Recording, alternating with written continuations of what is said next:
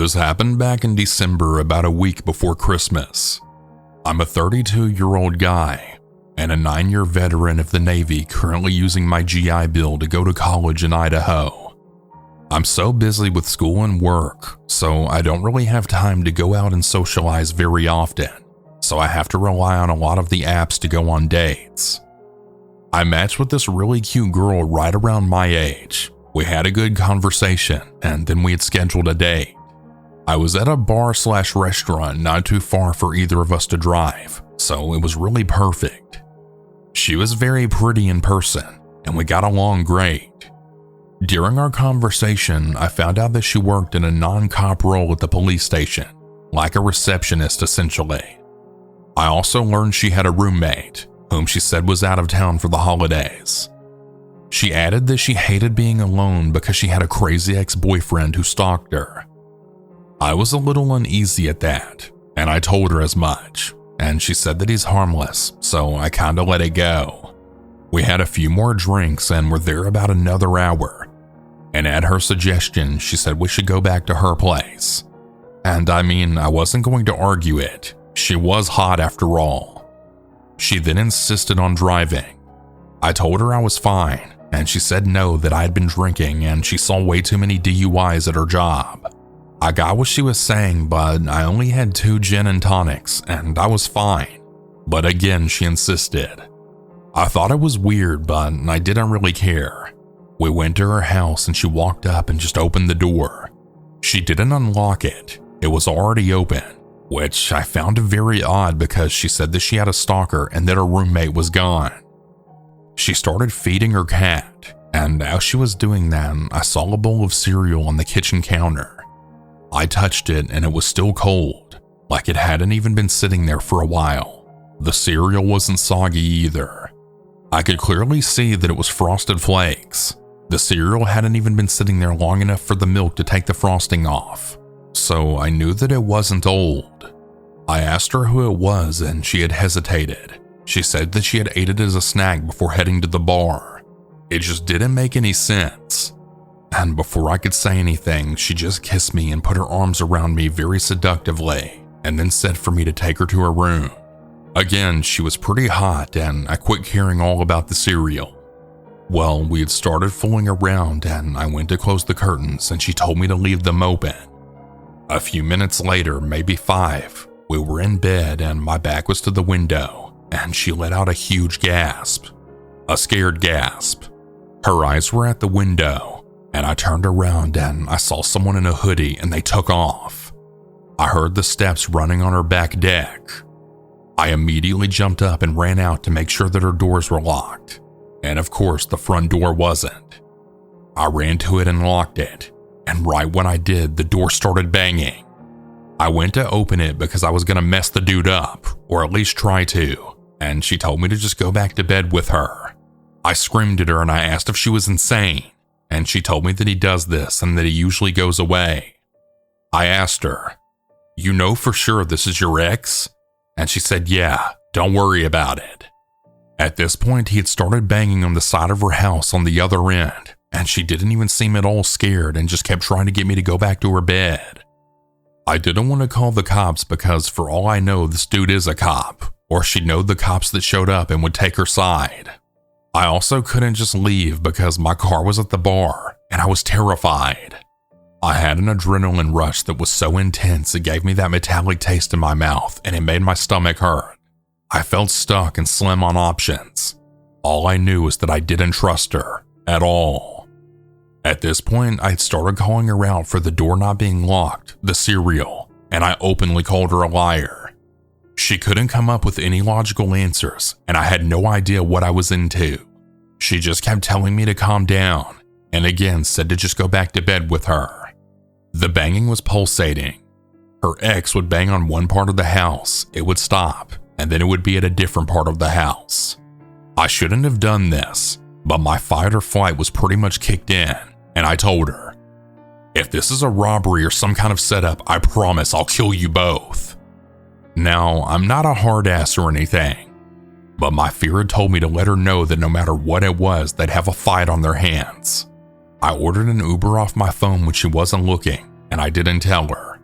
I just kept arguing with her and asking her what was going on, hoping to just keep her talking and in the room. I stayed right next to the door so I could leave ASAP. Luckily, I never got my pants off, and my jacket and shoes were right by the door, so I was able to get dressed. The Uber showed up pretty quickly, thankfully, but the banging was on the front part of the house by the front window, not 10 feet from the door. Without even saying anything, I just opened her door and ran out as fast as I could. I saw the person running around the house and just kept running to the car. I got in and I looked back at the door and my date was just standing there. It's been a little over a month, but I honestly have no idea what the hell I got myself into.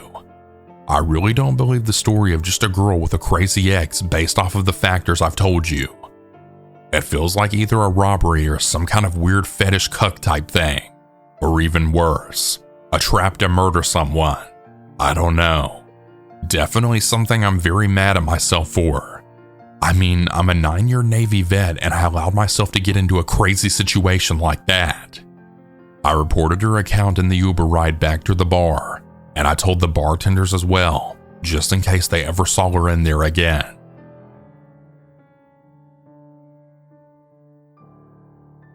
So back in June 2022, I met a man on Hinge. I'm from Victoria, Australia. He was from Queensland but was working in Victoria and was 28 at the time. I was 24. We hit it off, and within a day of chatting, he had asked to meet me in the city for drinks. He seemed friendly and cute, so why not get dressed up and give him a chance, I thought. Funnily enough, my spidey senses were tingling already, but I just thought it was the usual nerves of a first date. I should have trusted my gut, but he hadn't given me any red flags yet. He met me at Flinders Street Station. My first impression was that he dressed really nice, had a suit and a long coat. He clearly took pride in his looks. Instantly, he was super affectionate, way more than I'm used to. He kissed my cheek, picked me up, squeezed the crap out of me, and we were hand in hand from the get-go. Although I was taken aback, he was of Brazilian descent, and I know their culture can be quite forward. I wasn't overly alarmed, but this was within 10 seconds of meeting. So we decided to go for drinks, and he recommended a very well-known fancy bar. I'm a nurse, so way above my pay grade, but he said he would like to cover the whole night. It becomes apparent very quickly that he's super chivalrous, charming, and a sweet talker. It felt like a soppy 2000s rom-com, I can't lie. He was super open about his life, and because he was, so was I. We had so much in common, and everything just felt right. It makes me want to gag now that I know the real him. If it feels too good to be true, well, it probably is.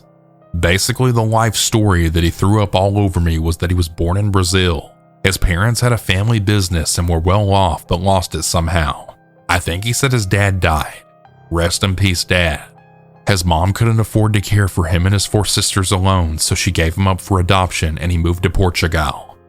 I guess he was the runt of the litter because she kept the 4 girls. So he grew up in Portugal from about 5 until he was 17, when he decided to move back to his biological mother. He said that his Portuguese family were lovely but incredibly religious, and he didn't like the constraints, arranged marriage, no boinking before marriage type deal. So at 17, he moved back to Brazil and built his relationship with his biological mother, and eventually he had decided to move to Australia. He moved over to study some aerodynamic bullcrap degree for some career I don't give a flying crap about.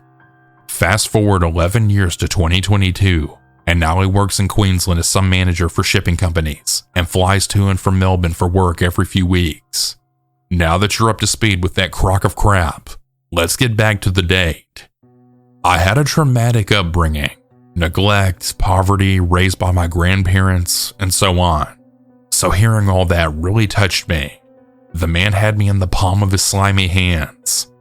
I felt at times that he was cocky and had an ego on him, but he even mentioned that he can come across as cocky, and he reassured me that's just how some people perceive him, but he's not like that at all. So clearly someone's pulled him up for being an arrogant twat before.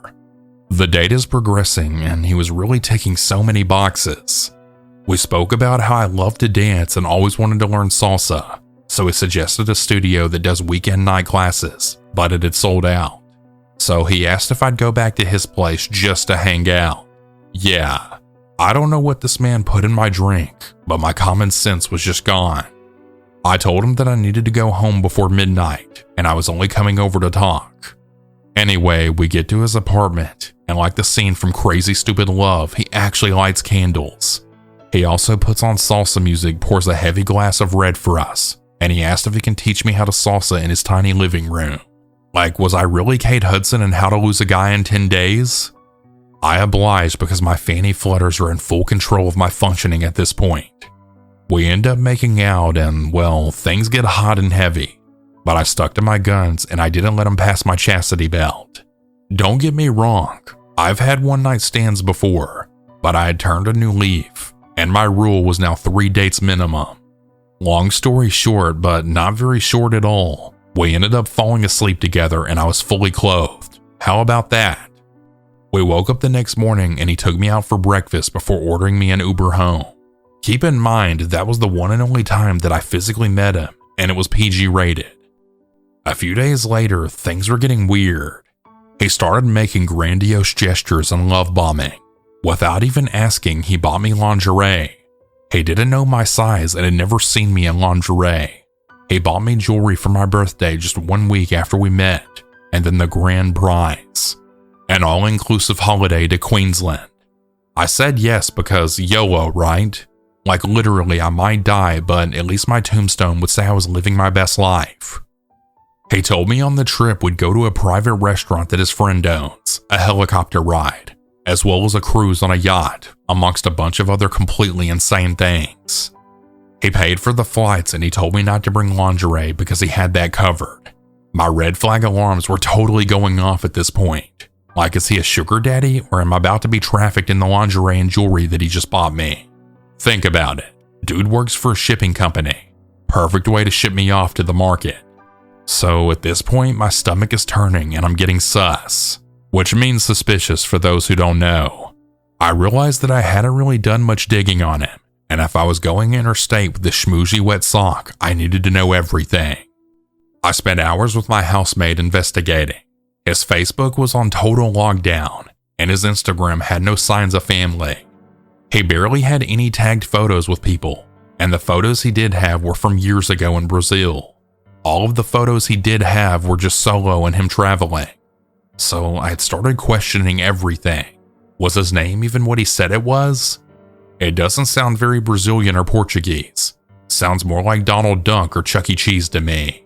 So we searched his number on my bank app using PayID. Lo and behold, a completely different name comes up. I'm crapping bricks now. Like, who the hell is this that I've been wasting my time with? So I go deeper. I'm going through all of his Instagram followers looking for any sign of him. I found a mutual in the deep dark cave that I've got myself into. And there it is. A group photo of him from around 2016 holding a Brazilian woman that looks about 35.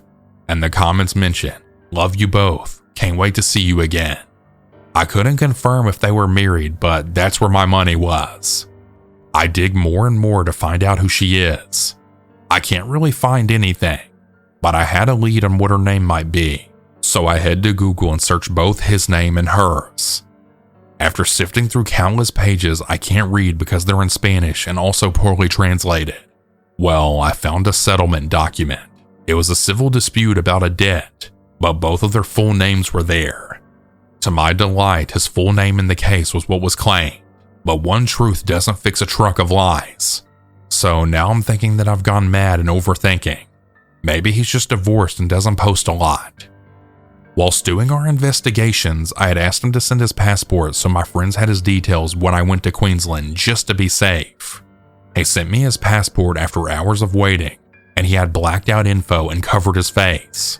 The idiot didn't cover his date of birth well enough though, because would you look at that? This absolute toad was born in 1986, making him 36. Now I saw through his bullcrap, but I wanted to flip the game for a little while. I had to do it for the plot. I confronted him all about it, and he made up some crap about how when he was registered in Portugal, they stuffed up the date. I didn't know a 5-year-old could look 13, but there you have it. Over the next few weeks, he kept canceling and changing Queensland's plans days before each rescheduled flight. There was always another issue. I went along with it. I had no intention of going, but I wanted to see his cunning plot come to fruition. Maybe it wasn't trafficking. Maybe he was going to magically lose all of his money and get cancer and need my help to survive. And then I got a message that broke the camel's back. His grandma in Portugal was sick, so he had to fly there ASAP. I literally laughed when I read that. I was super short and apathetic with him. Well, next day, Grandma died of a stroke. Of course. Boo-hoo. Some may think my digging went a bit too far at this point, but I ended up messaging the woman from the Instagram photo and legal document because I just had a horrible gut feeling that there was more to all of this, and I was just so sick of the games. It definitely felt like I was crossing a line, but I had to know. She ended up messaging me back that she unfortunately did know him and wanted to tell me everything over the phone. What she told me blew my freaking mind. Excuse my language, but this piece of crap human was the biggest narcissistic, pathological, lying, cheating scumbag I had ever had the displeasure of knowing. He had lied about it all. He was 36, born and raised by his mom and dad in Brazil his entire life. He had brothers, not 4 sisters. Grandma was still alive and kicking. He studied social work and was now studying to become a physiotherapist. Nothing at all to do with era whatever the crap. I don't even know what the shipping container place had to do with any of it, but he had sent me Insta stories of him working there, so that's scary. He was the same charming suave man to his ex-wife, who he married in Brazil, and they moved to Queensland shortly after. As soon as they arrived, he became financially and emotionally abusive to her, and he refused to get a job. She worked and paid for the bills, his social work degree, random business trips, and really whatever else the scumbag pretended he did. After being in Queensland for 5 years, she got a message from a 24-year-old Australian girl, same age I was at the time, and it turned out they'd been dating for 3 years.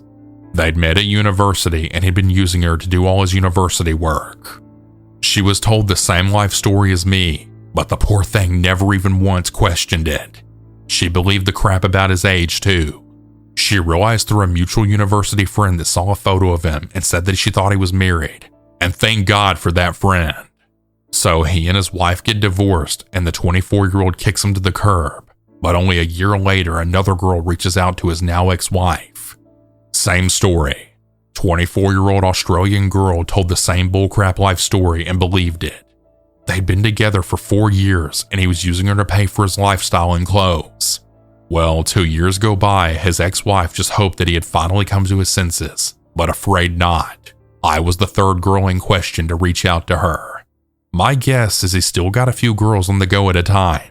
His plans probably kept changing because of them, and one of them probably pays for his plane trips every few weeks. The holiday jewelry and lingerie was probably some of the other woman's hard-earned money as well. Needless to say, I was furious. I ended up ghosting him because that was the best way to piss off a narcissist. He messaged me for weeks on text, Insta, WhatsApp, and Facebook. Well, eventually, I decided to give him a taste of his own medicine. I told him that I knew some things and he needed to come clean. I never mentioned what or how I knew, but he said he'd be fully transparent, and he flew down to Melbourne to see me. He probably thought I knew just 1% of the truth. I thought about actually seeing him and seeing what bullcrap he'd come up with next, but I was done at this point. I told him I was about 5 hours away from the city in a town that's so small there's only one train to get there a day. I said that I couldn't pick him up from the airport, but he could stay a few days. I'd show him the real Australian country, and I'd drive him back to the airport at the end of his visit. So after sitting on a 2.5-hour flight and sitting on a train for 5 hours to go to the middle of nowhere, I asked him to send a photo of where he was so I could find him. He'd actually done it. I was at home in my pajamas watching a movie, and he was at a train station in the rain freaking 5 hours away from the airport and stuck until the next day. This was pure gold. I can only imagine how pissed off he would have been. I had a message that I already had ready and written out, and I was waiting for that exact moment. I waited for a reply so I knew he got it. Then I blocked that piece of crap on everything, and I never looked back. So yeah, there you go. Stay safe out there, ladies, and always trust your instincts. Years ago, I had posted this same story on a Melbourne forum, and unfortunately, there were a lot of other girls that had met him online or for a date, but thankfully, they all got the same vibes as me before it went too far. However, I was the only one crazy enough to find out who the scumbag really was. I just really hope he hasn't been able to trick any more women since my run-in with him, and if they have been, I really hope they found out the truth.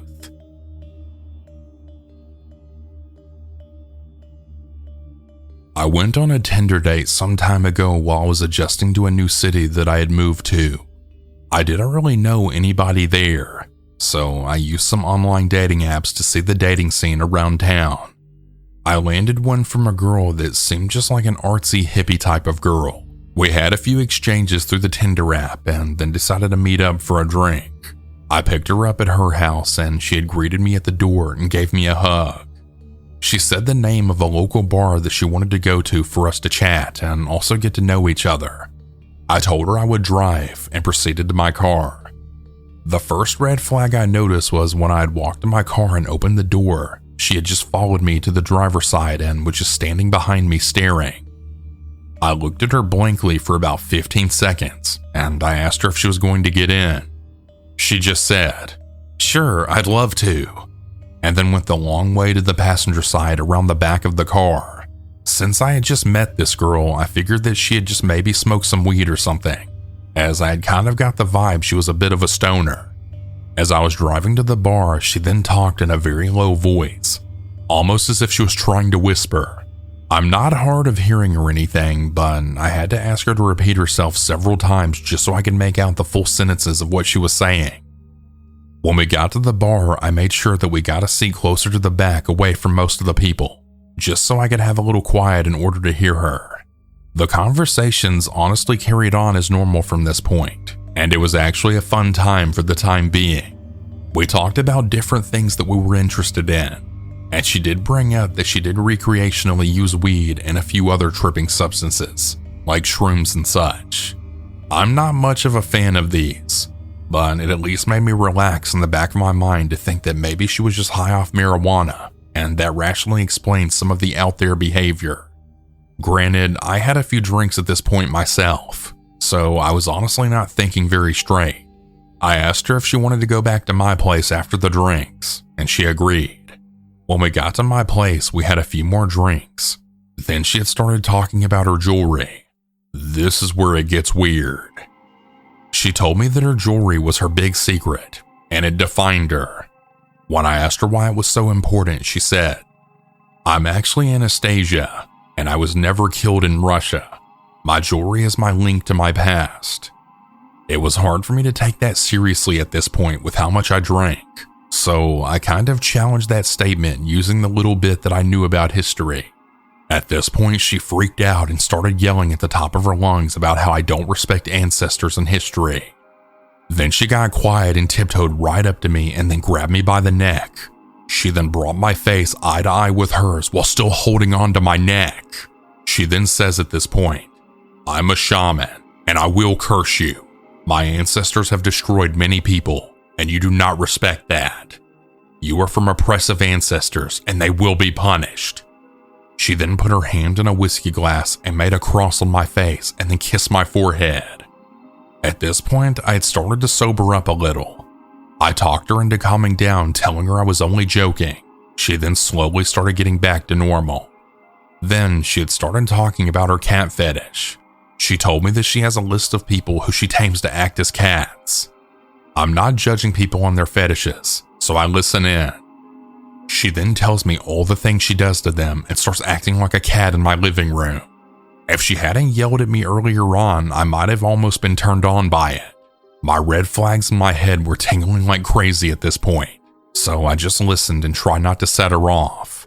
She noticed sage on my kitchen counter, and she asked me to let her light it and bless the house. Side note, I use sage just to make my house smell better occasionally. It's kind of like a ritual I like to do, but it's mine and my own, something I take very personally and like to do myself. I tell her no, she can't light it, and that it's my own thing that I like to do. Then she freaks out, telling me I'm a horrible human being and then screaming all over the place. I tell her that I can take her home now, and she runs to the door and goes outside. As I get outside, she's now screaming at the top of her lungs that I'm a horrible person and I should go die. I then tell her she can walk herself home then, and I go back to my place and lock the door. She then starts banging on the door hard in about 10 minutes, saying that she left her phone in there. I grab her phone on the kitchen counter and open the door to hand it to her. She tries to barge inside, and I block her with my forearm. She then acts like she's about to punch me. I just hold my ground and tell her she's not coming in. She then screams that she wanted my whiskey bottle we were drinking from. I then told her, "Hell no, I'm the one who bought it, because I'm the one who paid for the damn thing." I then slam the door at that point and just lock it. I heard her bang on the door for about a minute, then I heard her footsteps going down the stairs. I waited about an hour, then I went walking outside to see if she was still hanging around. I didn't see her, nor did I ever see her again after that. I know that this is probably not the scariest encounter ever, but it was a crazy one. And for the next few nights, I was really creeped out, always walking around the area I lived just to make sure she wasn't hanging around. I honestly hope she's okay wherever she is now. But yeah, I have zero intentions on ever seeing her again.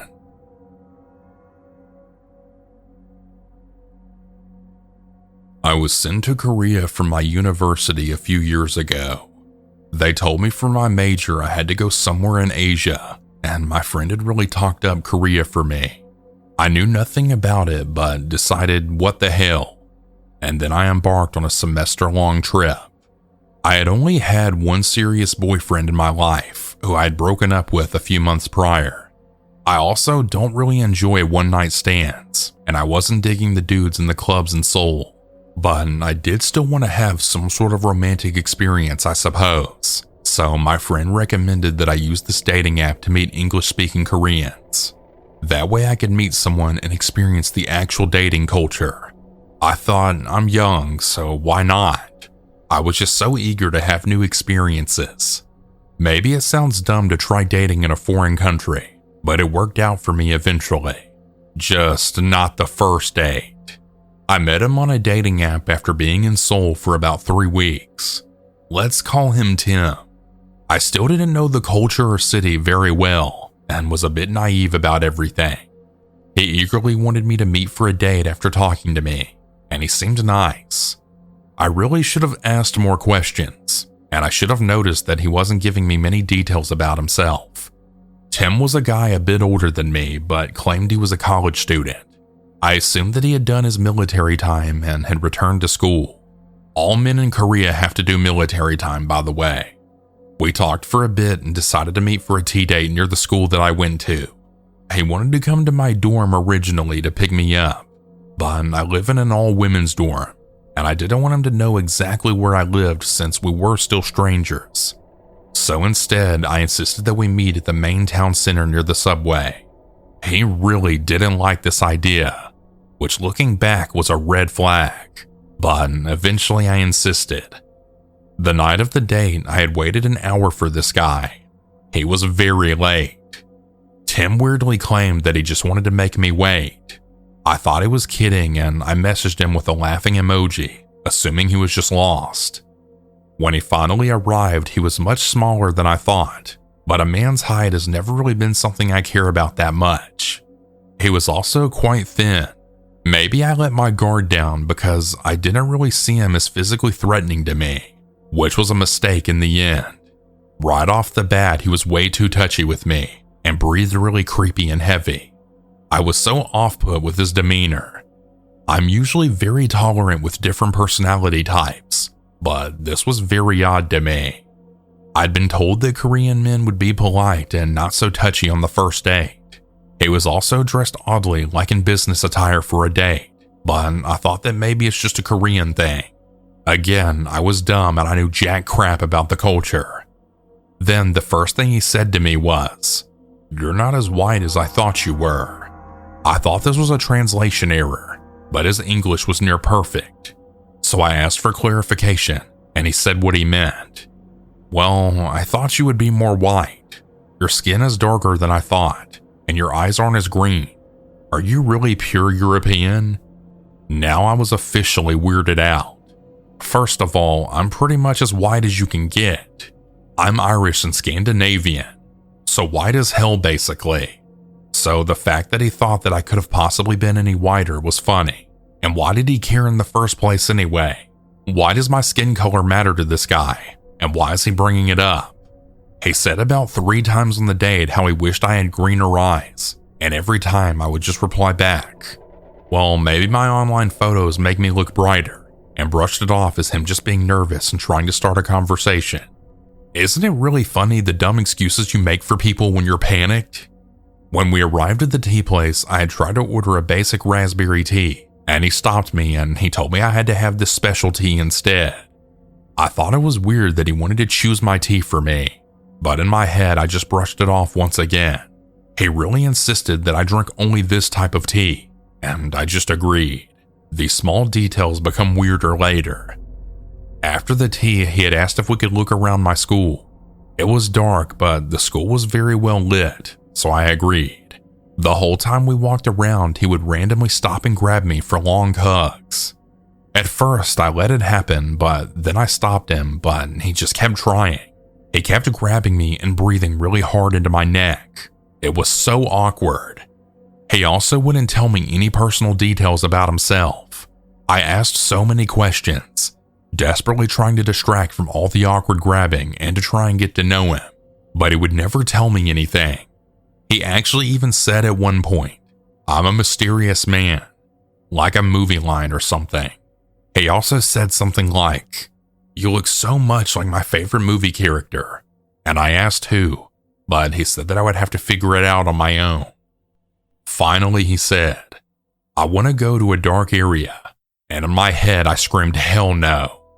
At this point, I just wanted the date to be over so fast. He somehow knew there was a wooded area behind my campus, and he said we should go there. I said no and that I wanted to stay near the main campus in town, but he kept pushing.